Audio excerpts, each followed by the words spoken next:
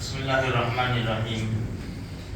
دیکھو بھائی، شب جمعہ ہے، بڑی مبارک رات ہے محرم الحرام کے مہینے کی، اس لیے ہمیں اس رات کی قدر کرنی ہے اور اپنے لیے بھی اور مسلمانوں کے لیے خصوصاً دعا کرنی ہے۔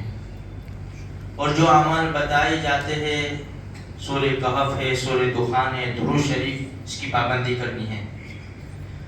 دوسری ایک بات یہ ہے کہ دیکھو، ذی الحجہ، محرم الحرام، یہ شہادت کے مہینے ہیں، ایسا سمجھو، کیونکہ ذی الحجہ میں دو بڑی بڑی شہادتیں ہوئی، عثمان ابن عفان رضی اللہ تعالیٰ عنہ اور عمر ابن خطاب رضی اللہ تعالیٰ عنہ۔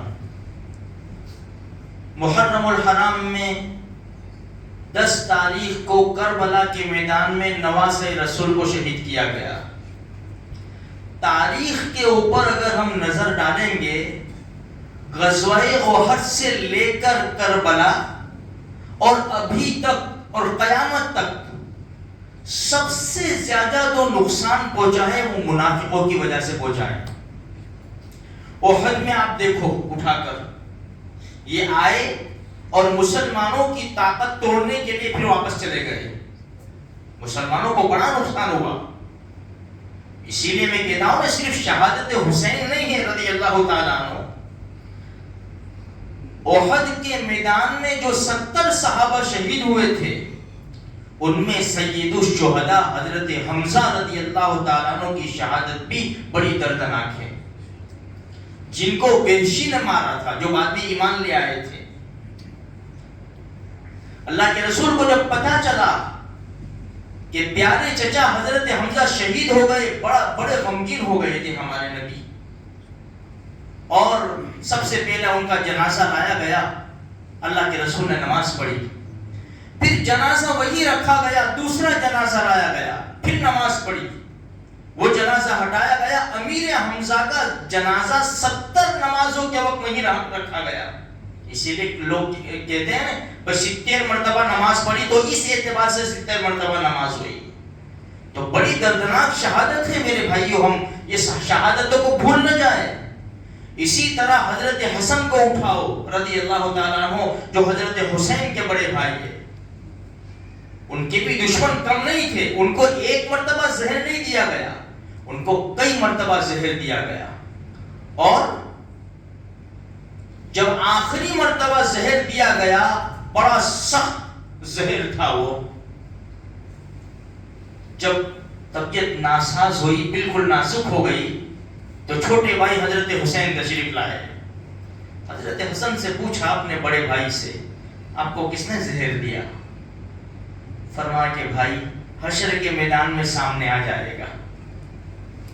روایات کے مطابق کوئی طے نہیں ہے کہ کس نے زہر دیا تھا، کیونکہ یہاں اپنے بھائی کو یہ جواب دیا کہ نہیں بھائی، قیامت کے میدان میں سامنے آ جائے گا۔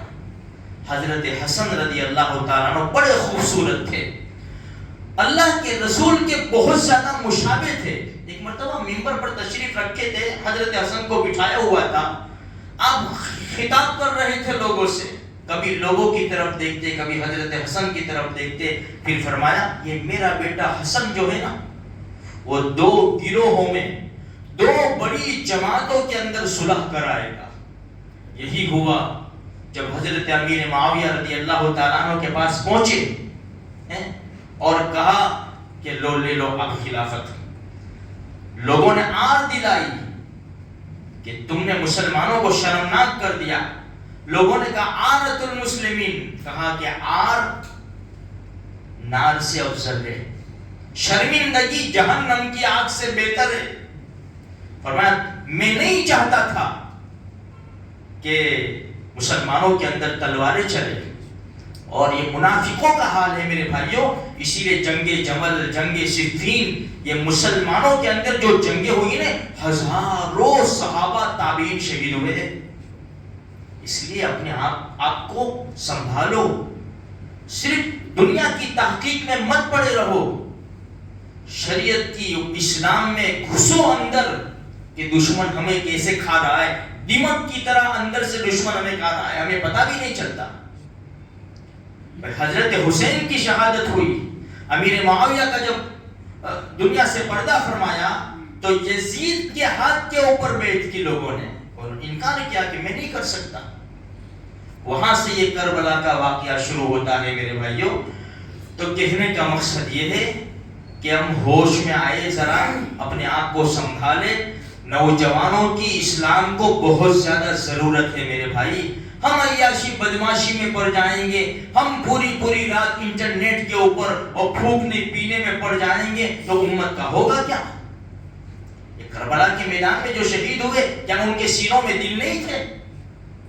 کیا ان کے بیوی بچے نہیں تھے؟ بدر ہوا، احد ہوا، احزاب، خیبر، فتح مکہ، حنین، تبوک، صلح حدیبیہ، کتنی جنگیں ہوئی۔ شام کی جنگ اٹھاؤ، کتنی لمبی جنگ چلی، کہاں مسلمان آئے تھے اور کتنے عرصے جنگ کے میدان میں پڑے رہے، کیا ان کے بیوی بچے گھر میں نہیں تھے؟ ہوش میں آؤ میرے بھائیوں، ہم بہت نازک موڑ کے اوپر کھڑے ہو چکے ہیں۔ اپنے ایمان کو بھی سنبھالو اور اپنی قوم کے ایمان کو بھی سنبھالو۔ ہم تھوڑے سے اچھے راستے پر آئیں گے تو ہماری قوم کو ہم سیدھے راستے پر کھڑا کر سکتے ہیں۔ ہم عیاش بدماش بن جائیں گے تو قوم تو کیا، اپنی اولاد کو بھی ہم صحیح معنی میں نہیں چلا سکتے میرے بھائیوں۔ اس لیے بڑے مبارک دن چل رہے ہیں، شب جمعہ بھی ہے میرے بھائیوں، تھوڑا سا وقت نکال کر دعا بھی کرے، 2-4 رکعت پڑھے، اور خصوصاً فلسطین کے مسلمانوں کے لیے میرے بھائیوں خوب دعا کرے، اللہ تبارک و تعالیٰ مسجد اقصیٰ کو آزاد اور آباد فرماوے، اور خصوصاً فلسطین کے مسلمان اور عموماً پوری دنیا کے مسلمانوں کو اللہ تبارک و تعالیٰ سربلندی عطا فرمائے۔